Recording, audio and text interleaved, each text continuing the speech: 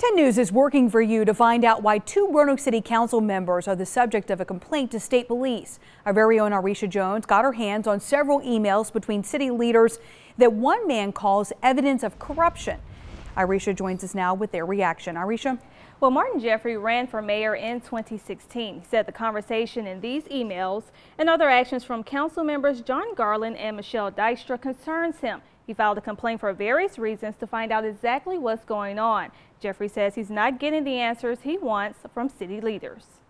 As if a citizen has some serious concerns they think are serious enough, and they're not getting the answers, the only option you have is to go to the state police. In this citizen complaint to state police, Jeffrey lists council members John Garland and Michelle Dykstra. Some of the complaints against them include corrupt practices, using city resources and emails, abuse of power, and misleading the city regarding their potential conflict of interest for private interests.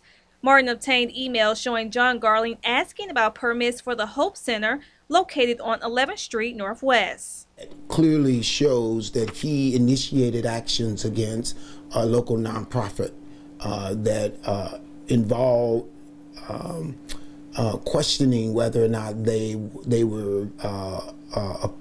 should still be operating. John Garland says in the beginning of his term as a city council member, he was helping the Hope Center get up to code on their building.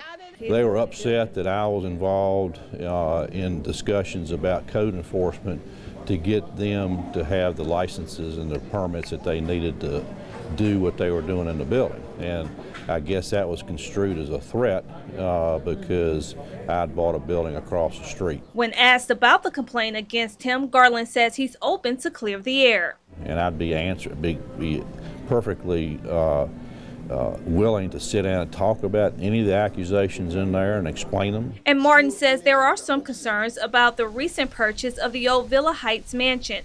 The city sold the property to Restoration Housing, but Martin claims it will be used for other reasons. Councilwoman Dykstra ultimately is benefiting from that sale because the organization that she's the executive director of, the Boys and Girls Club, are going to be the main tenant in that property. There has been discussion about Boys and Girls Club, which is my employer, going into that facility at some point in time in the future, but there is no lease, there is no contract in place. We don't currently have any ties whatsoever to Villa Heights.